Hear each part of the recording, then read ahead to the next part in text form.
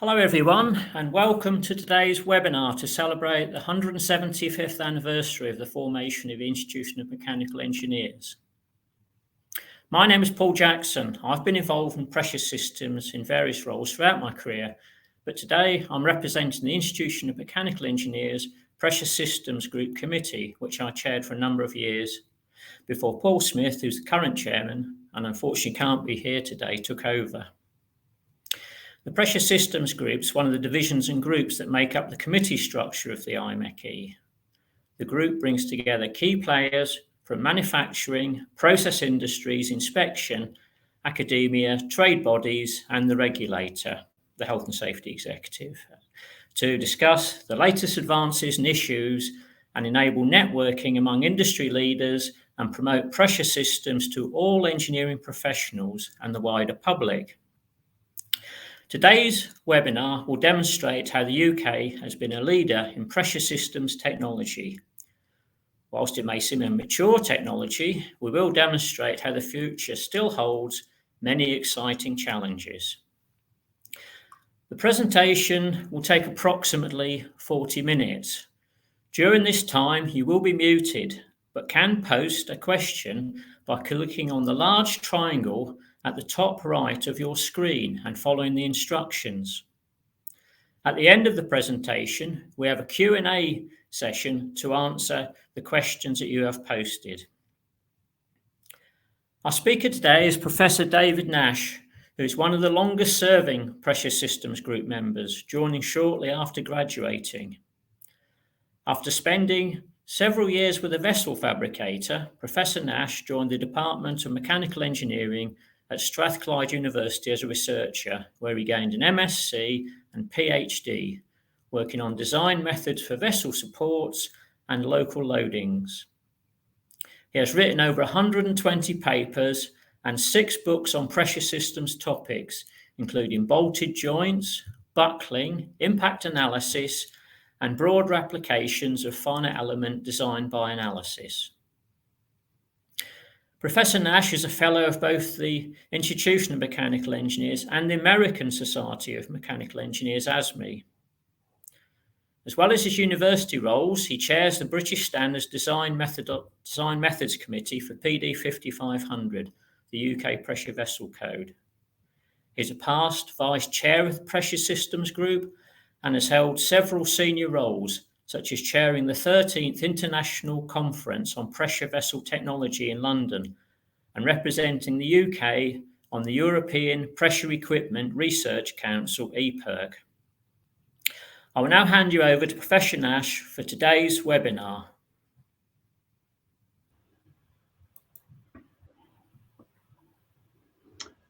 Well, thank you, Paul. I hope that's coming through nice and clear to all delegates today. And thank you for your kind introduction. It's a privilege to give this special webinar on behalf of the Institution of Mechanical Engineers and the Pressure Systems Group in particular. And also it's a challenge to cover all the contributions that have happened over the last 175 years. And as such, I will be cognizance of all of those who have worked in pressure vessels, piping systems, materials and fabrication over the years, and will be try to recognize their contributions in the pressure system story. I'm also thankful to our 113th president, Professor John Spence, who presented the Royal Nichols Memorial Lecture at the 10th ICPBT conference in Vienna in 2003.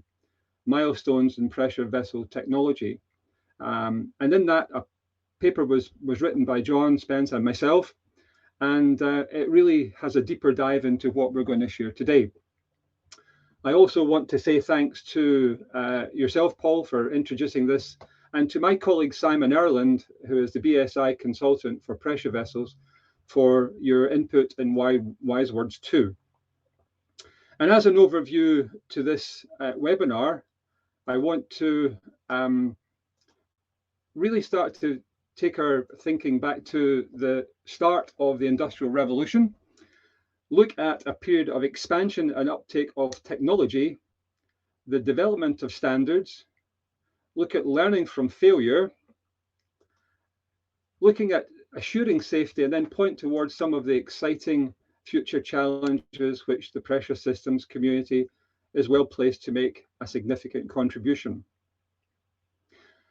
Our story starts pre the Industrial Revolution with the work to harness the power of steam, with the early pioneers of steam, Savary, Newcomen, and Watt, who are credited with the steam engine and its improvements. And this enabled the advent of powered machinery and powered transportation in both the railways and shipping industries. Thomas Savary patented a steam-powered pump. It worked with no piston, simply raising steam in a boiler, admitting it to a vessel, thus displacing water, and once full, a tap was closed, allowing it to condense, create a partial vacuum, and atmospheric pressure then pushed the water up. Although it functioned successfully, it was highly inefficient and wasted a lot of heat. Also, the fabrication at the time was very rudimentary, and solder joints were really not capable of withstanding the high pressure. So these had limited pumping capacity, and therefore mines required a series of these in stages to pump from any significant depth. Thomas Newcomen, however, created the first real practical fuel-burning atmospheric engine to improve ways to pump out water from mines in Devon. The steam enters the cylindrical vessel on the right-hand side and is then condensed. And the resulting vacuum draws down the piston and works the beam engine, which rocks in a central fulcrum attached to a pump at the base of the mine. The steam cylinder is then refilled with water drawn into the pump cylinder and expelled into a pipe to the surface by the weight of the machinery.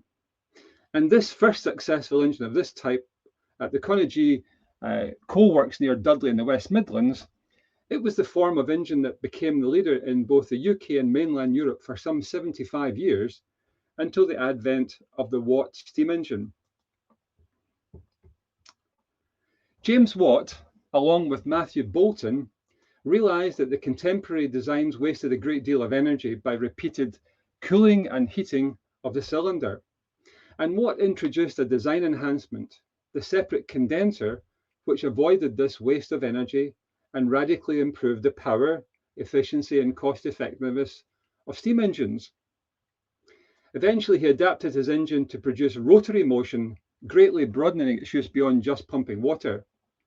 And these improvements allowed the steam engine to replace the water wheel and horses as the main sources of power for British industry, thereby freeing it from any geographical constraint and becoming one of the main drivers in the Industrial Revolution.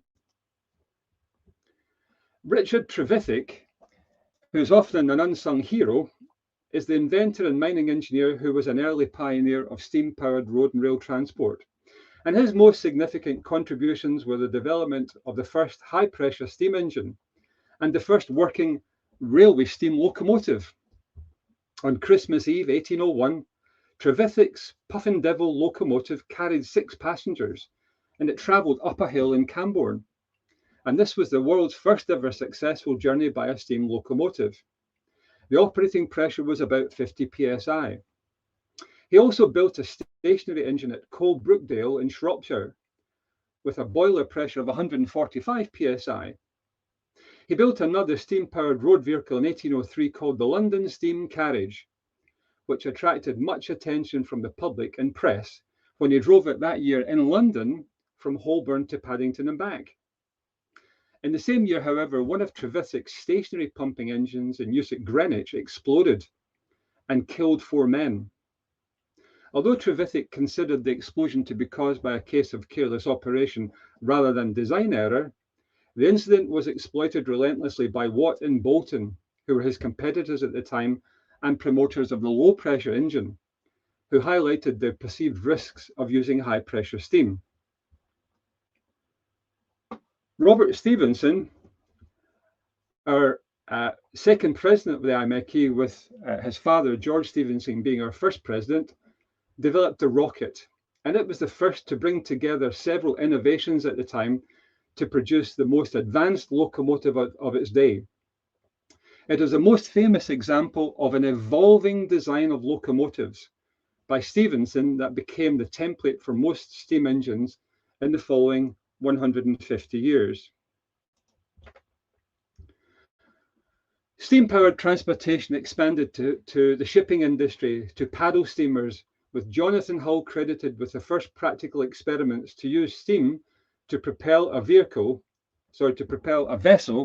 and Henry Bell's Comet outside Glasgow at Dumbarton was the first commercially successful steamboat service in Europe. Sir William Fairburn, the IMechE's third president, developed the Lancashire boiler, and he also conducted early research into metal fatigue and was the first to show that the highest stress in the wall of a cylinder occurs around a cylinder's diameter, and that the hoop stress was twice the longitudinal stress. He was one of the first to conduct systematic investigations of failures, and he founded the Manchester Steam Users Association, which became recognised for setting national standards for high-pressure steam boilers. He also recognised that there had to be a balance between experience and training, recognising that there should be theoretical and practical knowledge and strength of materials and other requirements.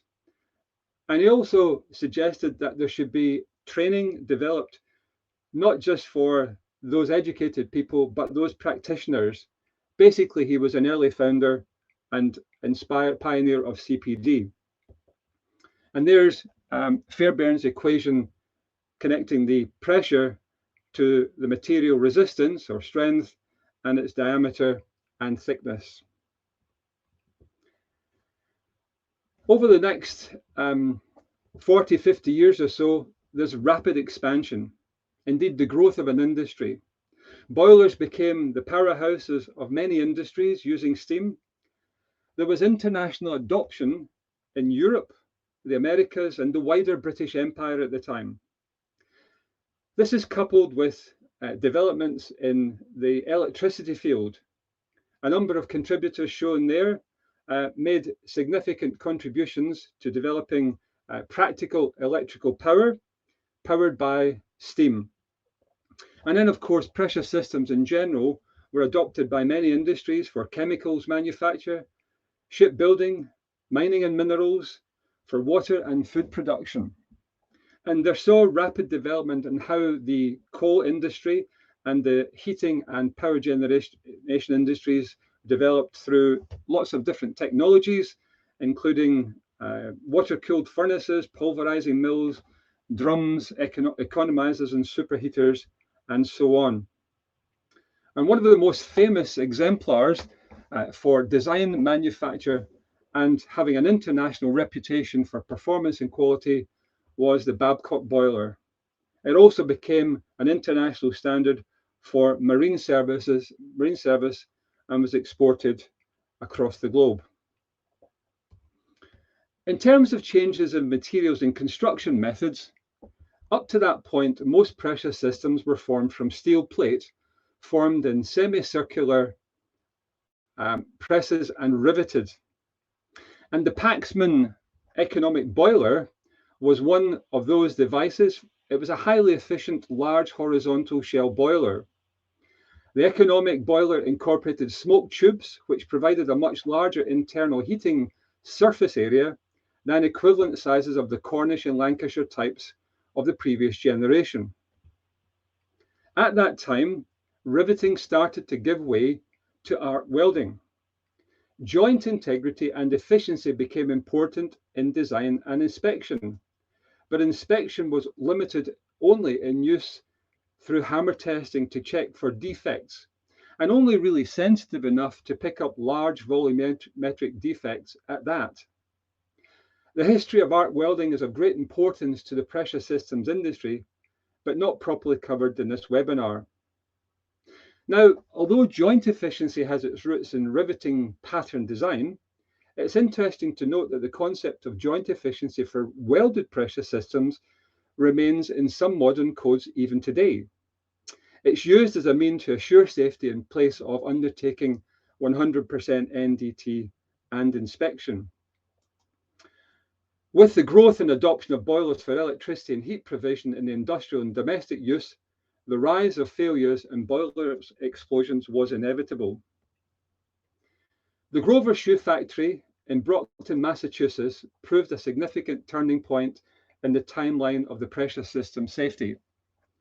Although it had a new boiler installed, the factory undertook regular cleaning and maintenance, and therefore an old backup boiler was brought back into service and started up in a cold, damp morning in March 1905. It blew up a short time thereafter. Additionally, barrels of naphtha were stored in a wooden shed directly behind the boiler house, and it was set on fire by the burning coals, and the naphtha exploded, throwing sheets of flame onto the wreckage and driving rescuers away. Between 300 and 400 workers were in the factory at the time of the explosion. Some 117 were injured and 58 died. The yellow line on the right-hand side of the slide shows the trajectory of the boiler. The boiler ended up being lodged in the home of an adjacent neighbour, and this gave great concern to the governor of Massachusetts, who was concerned about having an industrial plant in residential areas. Now, the backup boiler had been inspected in December, just a few months earlier, and found to be in good condition. The boiler inspectors who examined the ripped open boiler reported finding a crack in one of its riveted lap-jointed seams. Experts characterized the boiler, built in the 1890s, as old technology, likely to have a short service life under high pressure. And at the time, there were thousands of similar boilers in use in the US. Engineers estimated the force of the boiler explosion as equal to 660 pounds, that's 300 kilograms, of dynamite.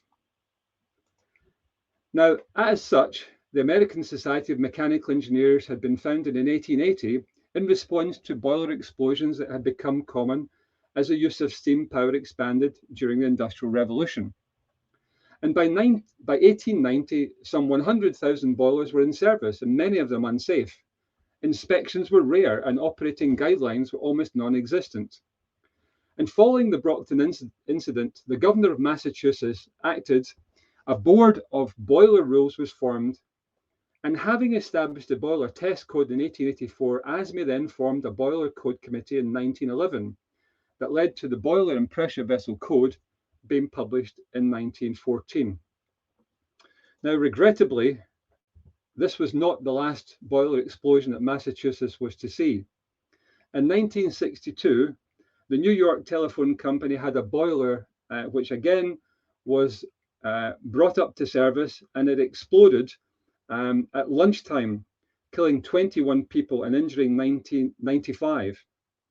A city agency later determined that the boiler had been improperly maintained and operated.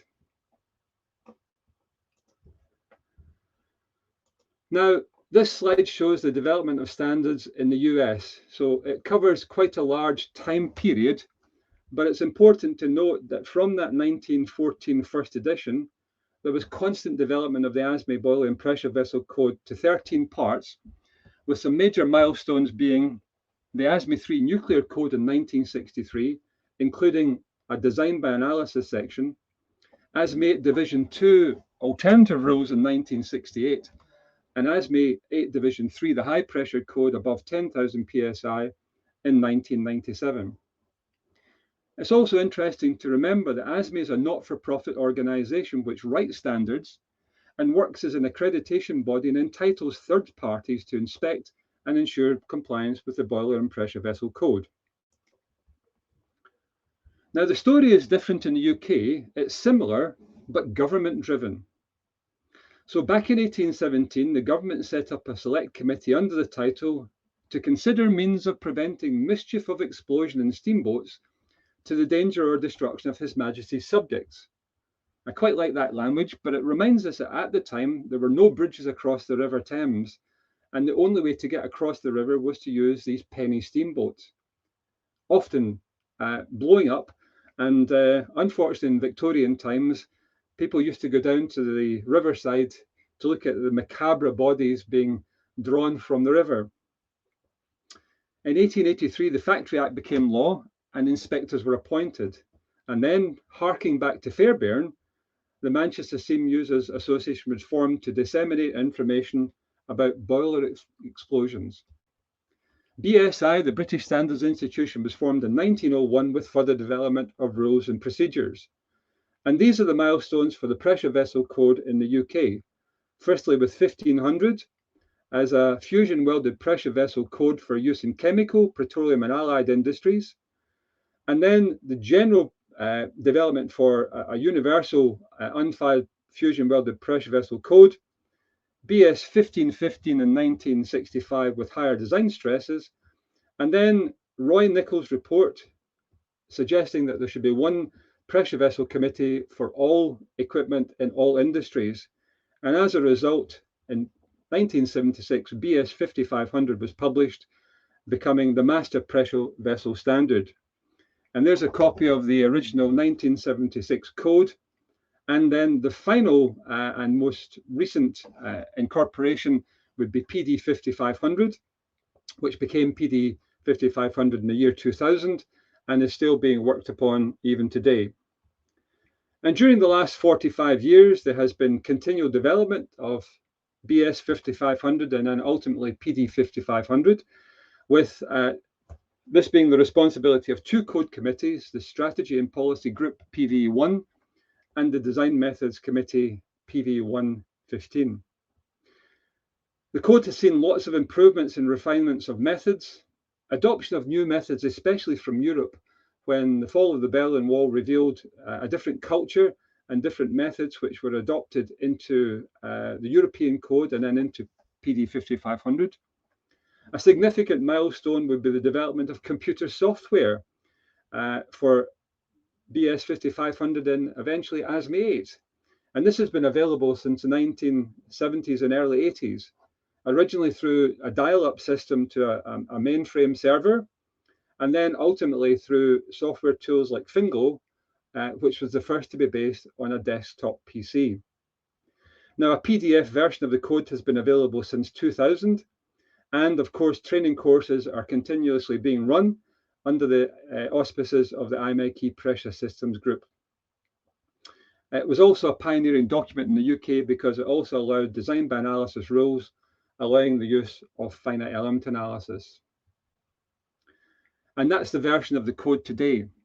Now, it is worth reminding ourselves that this is not a British standard, it's a published document.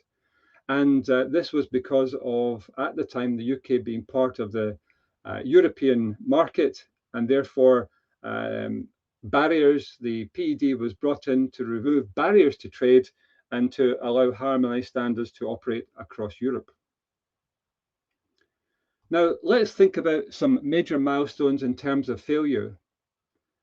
The major failure in the UK, certainly in my lifetime, was at Flixborough. Flixborough was a chemical plant close to the village of Flixborough in North Lincolnshire, with some 28 deaths and 36 of the 72 people on site seriously injured. Now, this would have been much higher had the explosion occurred on a weekday, but it fell on Saturday, the 1st of June, 1974.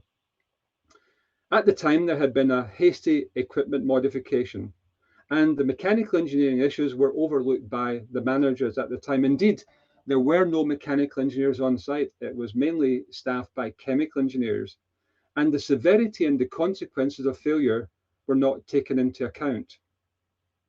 It led to, and is often quoted in the justification of, a more systematic approach to process safety in UK process industries. And the Health and Safety at Work Act was published later that year. It was in train, but it really sharpened the focus on that activity. There were several other incidents in the 1970s which also led to safety system changes. The Seveso disaster, a chemical plant in North Milan, Italy in 1976, led to exposure of dangerous TCDD chemicals to a population residential populations and led to standardized industry safety regulations, including the Seveso III directive, now the European Directive 2012/18/EU. It's important to note the contribution of safety through legislation and good practice. And these are some of the important EU, typing error there, directives and UK legislation highlights. The COMA rules, for example, the Pressure System Safety Regulations 2000, although they're not applicable offshore, and the Pressure Equipment Directive.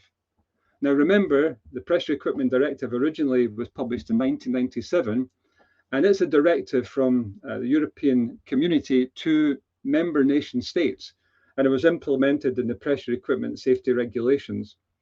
Now, since the UK has withdrawn from EU, these have been changed and amended, and now we have the PSMR regulations and the Pressure Vessel Amendment regulations for Northern Ireland. The PED is significant because at the time, this was the first set of standards for design and the first directive, setting out, as it were, standards for design and fabrication of pressure equipment. It also set in place administrative procedures for the conformity assessment of pressure equipment across the harmonized market for the free placing on the European market without any local legislative barriers.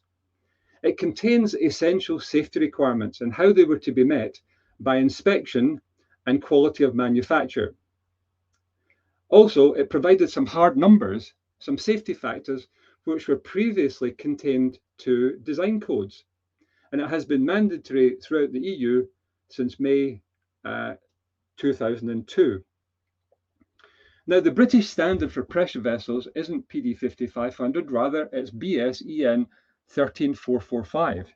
It still is called the European Code, but it is indeed the current British standard. And it automatically provides presumption of conformity. It was 9 years in preparation and first published in 2002. The safety factors were copied from the PED and now cannot be easily changed. It is a similar format to the UK code PD 5500, and we find that within the PD 5500 committee community, we find it easier to make changes in PD 5500 rather than having to go through the European administrative process to make changes through that route. Originally, it was published in 10 parts, but it's now growing in coverage. And a new edition was published in 2014, and the latest version came out just a year or so ago in 2021. Now, design is one way of assuring safety, but assuring safety also comes through inspection, assessment, maintenance, and even more modern approaches such as risk-based inspection. And here we're trying to ensure a robust system for assuring structural integrity of our system. It also depends on inspection and detection, the various NDT approaches that can be used, from visual, eddy current, magnetic flux, MPI, dye penetrant for surface defects, and radiography and ultrasonics for volumetric detection. It's a powerful tool for life extension on pressure equipment, and that's a really important aspect for the pressure systems group in the UK, as we have a number of significantly aging assets in the UK asset base. It has also given rise to defect assessment codes such as BS 7910 and API 579. And also there are a number of companies who specialize in providing asset life management systems and a holistic assessment system. Now, inspection has come significantly forward since the days of hammer testing. And here's a photograph of an old X-ray machine at Babcock's in the late 1950s, which was used to assure safety in the then new nuclear program. Inspection techniques have come on leaps and bounds in those days, and it's a constantly improving field, which the pressure systems community needs to take awareness of. Portable X-ray and ultrasonic testing equipment, phased array, ultrasonic testing, and time of flight diffraction are just some of the new techniques that have come to light in recent years. There is, however, a drive towards automation with higher resolutions, digital imaging, faster response times, and even using machine learning and AI to help diagnose the outputs from these systems. Indeed, at this particular time, there is a new project looking at automated welding equipment inspection and monitoring, the AWESOME program, which is sponsored by Babcock International, Cavendish Nuclear, AMRC at Sheffield, and the ANRC at Strathclyde. And this is looking at the development of an integrated package of machine learning, sensor technology, and advanced remote manufacturing processes to deliver welding, weld inspection, and potentially weld certification all in real time. And I know the Pressure Systems Group will be looking to that in one of its future seminars. Now, what are the future challenges for the pressure systems community? Well, new nuclear build. The UK has had a strong and proud heritage in nuclear build since the late 1950s and early 60s. With Calder Hall through to Sizewell B, the UK has had 9 nuclear stations. And indeed, just after the last reactor was completed, 1997 saw just over a quarter of the UK's electricity generated from nuclear. It's highly successful, but politics, privatization, and the Chernobyl event halted investment, and there really has been no new activity or new build for 20 years. But Hinkley Point C is well underway, and Sizewell C is in the mix in the future. And here are some pictures just to show you where Hinkley Point C is at this summer, with a commissioning date anticipated to be June 2027, with a 60-year life.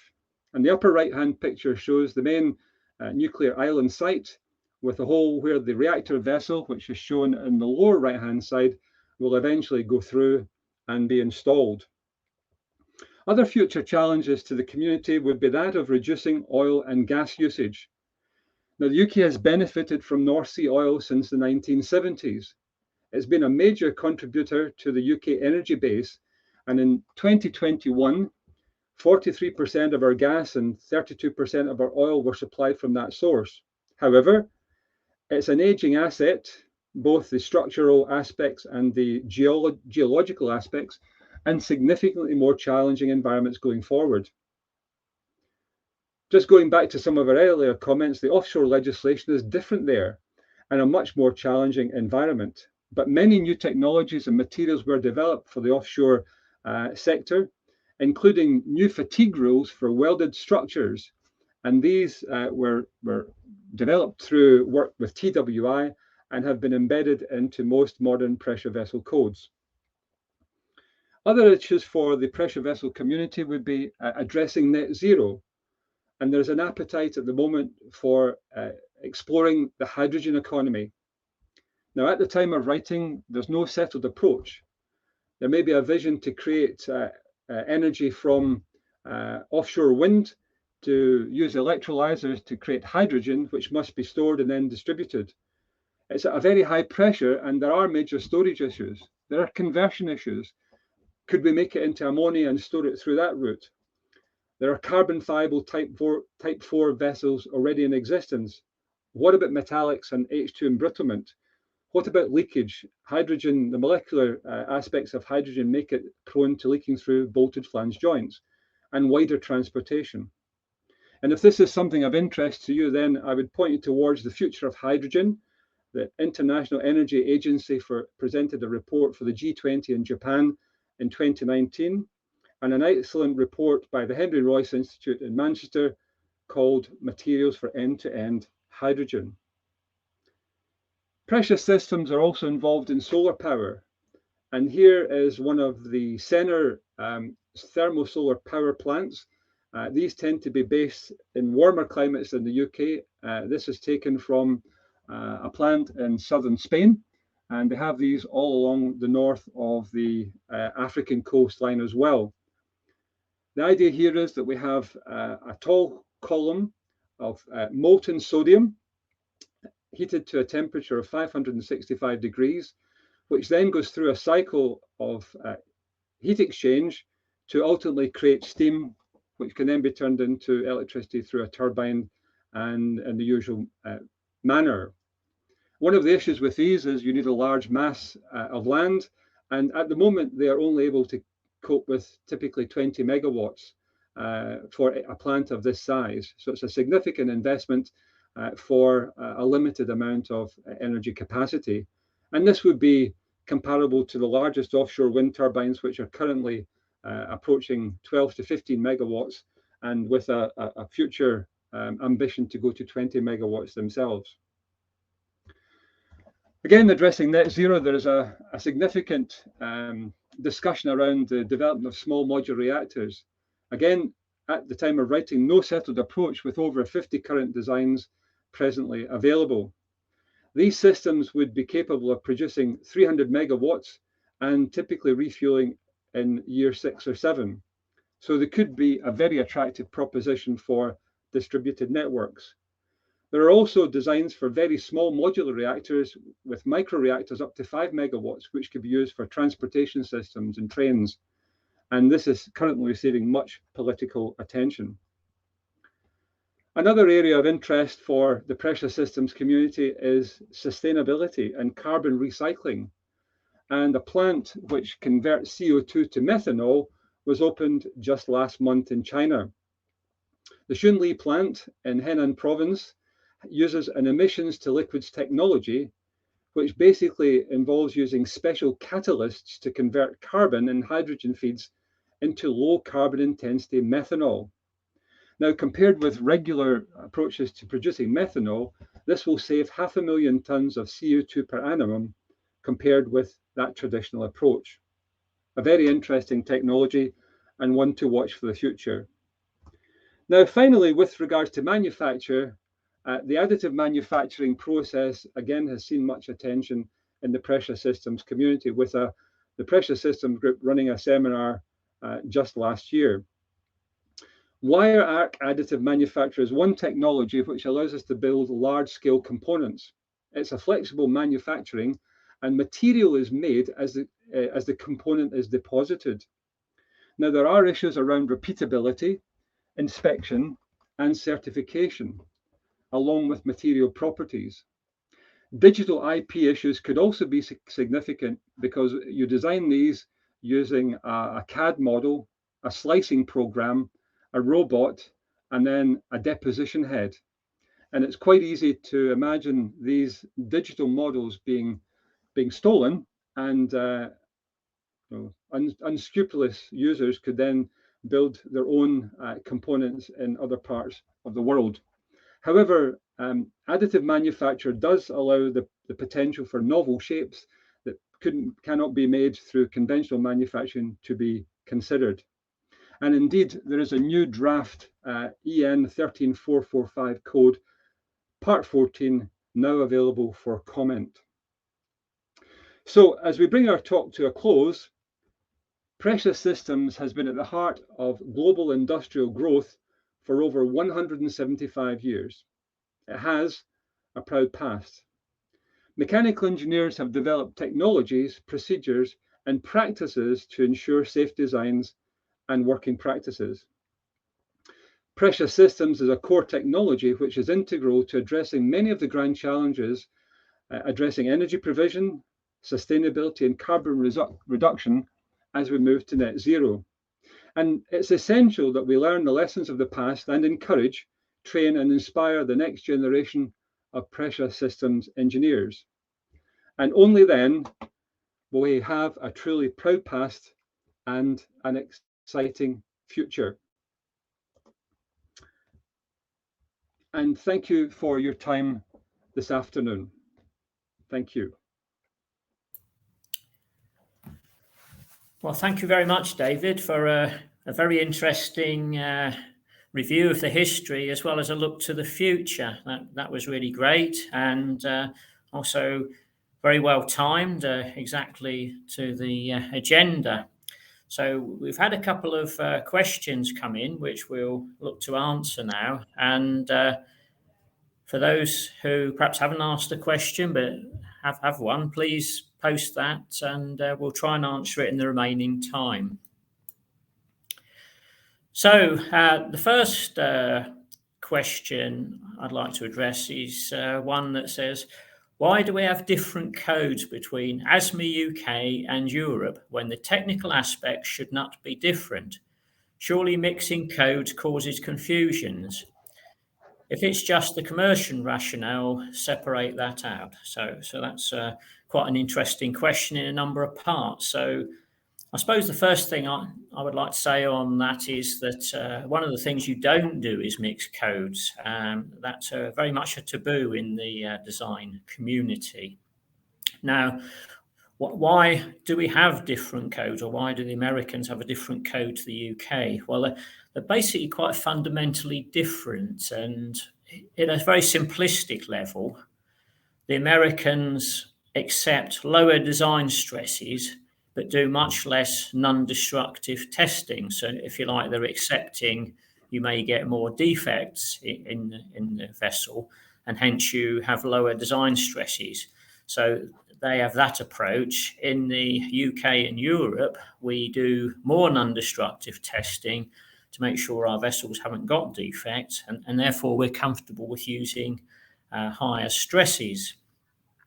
Some other things around materials. Unsurprisingly, the materials that we have in the UK, the BS 1501s, for example, a somewhat different composition to the American materials, and also for that matter, European materials are different. So we have to have a design approach that takes account of the materials that are available local to where you obviously operate. Now, obviously, in an ideal world, we would all have the same codes, and certainly from a design point of view, the answers are basically the same. Paul, again, looking back and looking forward, in the nuclear time round about the mid-60s, two things were quite significant about building community. So in America, IMechE developed their PvP conference in 1966. England were doing other good things in 1966 around football, but in 1966, the first PvP conference happened. But it was very American focused, and people like Roy Nichols and others developed the first international conference in pressure vessel technology in Delft in 1969, and it runs roughly in a 3 to 4 year cycle, because it was felt there was an appetite for an international ISO standard for pressure vessel design.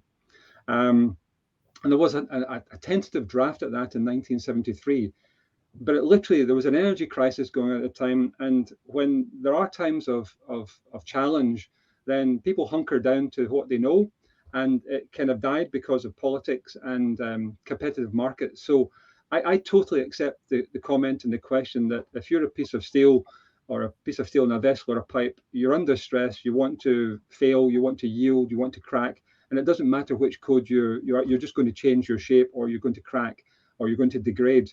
So I very much, as an academic, would love to see a universal code. And again, knowing the politics of the system, the Americans will love it to be their code. But it's for the next generation to work together. We through other world events have seen the benefit of collaboration, and I can only say it's a good thing to do so. We've learned so much from Eastern Europe in the last 20, 30 years after the fall of the Berlin Wall. New methods, new approaches. So I'm all about inclusion, but we are stuck as an industry with our own particular politics and history. Yeah, and it will require some quite significant changes, particularly on the materials front, where each country has its own material standards. And for the Americans and us, we've got to sort out this: do we go for a high stress code? And when we say high stress, is basically 2/3 of yield, don't we? And they limit their stresses to UTS over 3.5. Yeah, the whole world has UTS. The whole world has 2/3 of yield, and there's a variation from UTS over 3 up to UTS over 1.875 if you use design by analysis. So users just have to be extremely aware of what they're doing and what the context of their service requirements are. Good question. Yeah, good question. So we'll assume that one's satisfactorily answered. So the next one is one that I'm less confident to answer, and that's why are new nuclear civil plants bringing impact on pressure systems? What's changed against previous plants? So my first observations to that are, obviously it's some time since we built the last plant. You know, we were talking about Sizewell being 30 years ago, and obviously there have been substantial changes since then, both in better manufacturing techniques and the ability to detect defects, which we need to take account of. And another observation is obviously that the expected life, the stations at the time were expected to last 30 years, 250,000 hours. Now we're looking at 60 years, which is double the length of life. So we have to look at what sort of defects we can tolerate. You know, can we tolerate the same size of defects, and can we detect these smaller defects? We've got different materials. We've got a more international manufacturing situation. As I understand it, a lot of the components are now being made in Japan, whereas previously they're made in this country. So there's some quite substantial differences. And I'm sure David knows a lot more than I do, having been closer to nuclear. Well, one of the things that I've got to say is that we don't really cover a lot of nuclear activity within the Pressure Systems Group, although our current chairman, Dr. Paul Smith, is our nuclear expert, as it were. And the questioner is absolutely right in their assessment that much of the technology that we see today, especially in Hinkley C, in terms of the pressure system, is I don't want to use old, but it's evolved a little, but it's not significantly different from the reactor technology that has been used over the last 20, 25 years by EDF. So the point is well taken. I think for me, one of the challenges is not, if you like, a design or strength of materials or manufacturing consideration. It's actually people. And you highlighted that, Paul, in the 60s, 70s, and 80s, the UK really had a world-class team. The CEGB, people working down in Gloucestershire at the CEGB research labs there, have made a phenomenal contribution.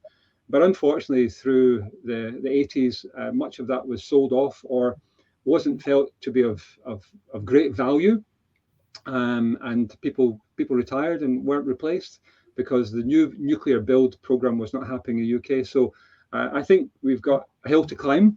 It is a challenge, but it's an ambitious challenge. And I do think it's exciting for young people to be involved in new nuclear build and hopefully SMRs in the years ahead. That's very good. Right, well, we're getting quite a few questions coming in, so I'm just going through some of them. The next one was the third question to come in, and that was an interesting one, really. It's not particularly pressure systems related, but it was looking at that thermo solar power station and saying, what's the advantages over solar cells? Why not use solar cells instead? And to be honest, I've got no answer for that, David, but I just wondered if you... Well, it's not a world I'm super familiar with. I actually got involved at one time on design of the supports of some of these large-scale towers, which expand and contract every day. So there is an issue about ensuring that the expansion and contraction happens and is not restrained in any way, shape, or form. And secondly, there's a significant fatigue issue with the cycling at fairly large swings of temperature over time. But as I said in the presentation, they're limited capacity. And in fact, the real, I suppose, the real fruit of solar power is using PV. And in fact, speaking to some colleagues at the university that's their world of energy systems, tell me that in China at the moment, they're putting in 20 gigawatts of solar PV. So it's an interesting technology, as are other types of solar cells. But at the moment, the significant gains are coming from solar PV. Okay, thank you. Next question. Is there an exact definition of what a pressure system comprises in terms of equipment used and maximum pressure experienced? Well, if you go into the regulations, the PSSR or the PR, they've both got definitions of when they apply, and both of them only start at half a bar. So any pressure systems below half a bar aren't considered at all in the regulations other than pure. So in terms of what it comprises. Well, the pressure system safety regulations talk about a system comprising a vessel and its associated pipework and release streams. But to be honest, I think the answer to this is there an exact one? No, really. Beyond that. No, there isn't. Most codes and standards actually tell you what a pressure vessel is not, or they will point you towards a special code where you can have, simple pressure vessels or refrigeration vessels and so on. So the short answer is there's no unified, precise definition, but you kind of know one when you see one if you've been doing it for a while. And as I said earlier, it's always good to get some training. Okay, next question. Just mindful of the time. Please speak a little about placing vessels designed to ASME 8 into service in the EU. What are the key supplementary requirements for the designer manufacturers to be aware of in terms of regulatory compliance? Well, two things. First of all, if you've got an ASME vessel that was placed on the market in America or some other country that isn't in the European Union, and it's brought into the UK, it has to comply with the pressure equipment regulations because it's been placed on the market there for the first time. And that is pretty tricky, really. Second part, if you design a vessel to ASME, and some people choose to do that, particularly the oil industry, then there are documents produced that breach the gap between what ASME covers and what the PER requires. But it's principally associated material properties, really, and test pressures. David, anything to add to that? Yeah, well, the question is actually universal. It's how do you place any vessel from any code, ASME or otherwise. If you're Chinese, it's GB 150, Australian, it's AS 1210, or in fact, even using PD 5500, the onus is on the manufacturer to demonstrate that they have met the essential safety requirements. And as you know, Paul, you've mentioned about material strength and integrity. It also looks at the hazard and risk, which are two quite topical comments about the hazard and the risk of it happening. And then going through the looking at this in terms of pressure and volume, we end up with a conformity assessment procedure, which then tells the manufacturer how and when and what to inspect and what the intervals should be and what the rigor of inspection should be, depending on the severity of the conformity module that's adopted. So the procedure is the same, whether you're ASME or now UK or any other international country placing things into the European market. You just have to comply with the PED and the essential safety requirements. Just one further thought on that. All the responsibilities in the pressure equipment safety regulations lie with the vendor. So basically, it's his job to sort it out, really. Or hers. Or hers, yes. Well, their job sorting out. Yeah, sorry about that. Right. Let's have a look at this one. There's one for you, David. Why did you consider it necessary to join ASME? Some countries not recognise chartership from the IMechE. No, I don't think that's at all. No, I was very much involved as a student member of the IMechE. I hate to say in the 1970s, and then when I graduated, I became an associate member as soon as I could, actually, because for me, I had an appetite for learning. I went to work in industry, and then I was no laughing from our younger delegates in the webinar today. I was the last graduate to go through Strathclyde without PCs, and I just thought this is the way forward. So I did a part-time master's degree, and then was introduced to sort of research. And at the time in the UK in the early 80s, there were no research conferences in the world of pressure systems, but there was an annual ASME conference. So I went to that a few times, and I thought this is a really interesting community. They gave you a monthly newsletter, sent out research papers, had the Journal of Pressure Vessel Technology. So I joined ASME. And then over the years, probably 20 years later, I was nominated to become a fellow, which was it's a great honor, actually. There's not very many UK-based fellows of ASME. But it's about building, for me, a robust network, both at home and overseas. And similarly, I've got some very good colleagues in Asia and especially in China who I've known for a similar 35-year period. So nothing to do with accreditation or recognition, more a case of me wanting to learn and to be aware of what's happening worldwide. And the American research community and codes development community were going at pace at the time. So good question.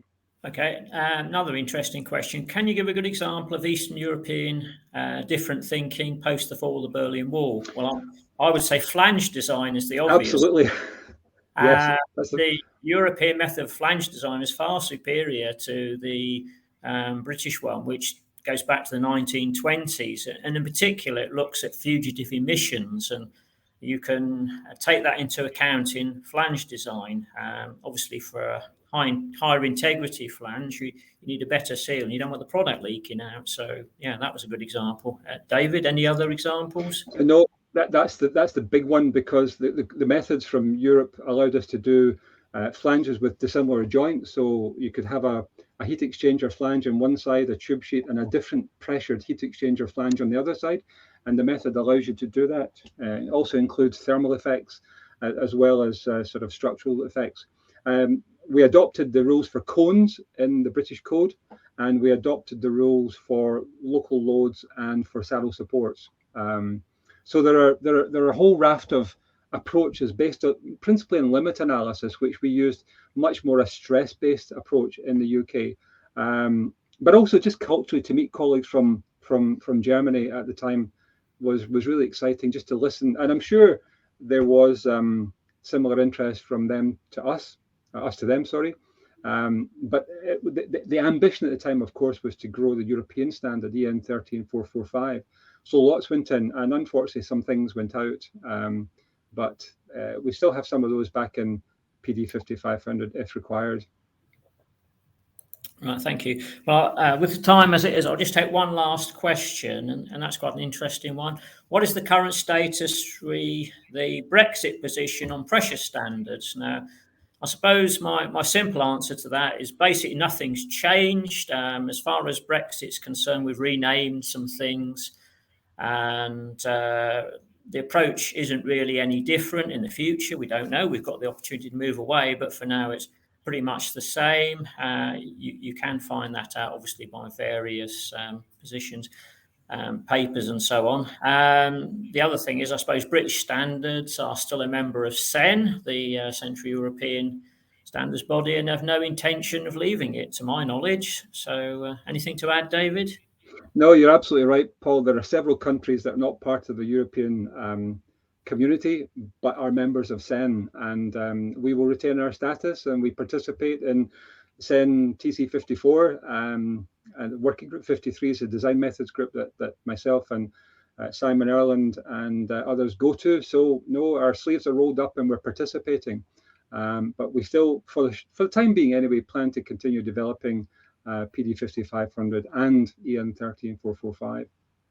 That's great. Well, with that, the time's at 1 o'clock, so I'd like to thank David very much for his presentation, and note that he prepared that in his spare time and had some difficulties along the way with his computer and his internet access to cope with, which were quite significant. So I'd also like to thank everyone who came today for attending. It's been a really good turnout, and I hope everyone's enjoyed it. I apologise to anyone who's posted a question, has had it answered yet. I'll have a quick look through those, and I'll see if I can find a way of sort of getting back to anyone with an answer. So thanks to everyone again for joining, and I hope you enjoy the rest of your day. So goodbye from me and goodbye from David, as they say. Thank you.